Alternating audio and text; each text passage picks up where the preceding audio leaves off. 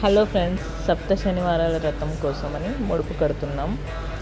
7 ఎండు ఖర్జూరాలు, తర్వాత 7 యాలకులు, ఆ తర్వాత 7 లవంగాలు, ఆ తర్వాత పచ్చి కర్పూరం. ఈ పచ్చి కర్పూరంలో సువాసన ఎక్కువ ఉంటుంది కాబట్టి శ్రీవారు ఎలాగైనా సువాసన ప్రియుడే, దానికోసమని జవ్వాది పౌడరు. ఆ తర్వాత మనం చీటీలో మనం ఏదైతే కోరికను కోరుకుంటున్నామో అది రాసి పెట్టుకోండి, లేదంటే బయట ప్రతిమ మీ కోరికకు తగ్గట్టు దొరికితే అది తెచ్చుకొని వేసుకోండి. ముడుపులో 11, 21 మీకు నచ్చినంత మనీ వేసుకోండి. ఆ తర్వాత తులసి దళం 7 ఆకులతో ఉన్నది వేసుకోండి.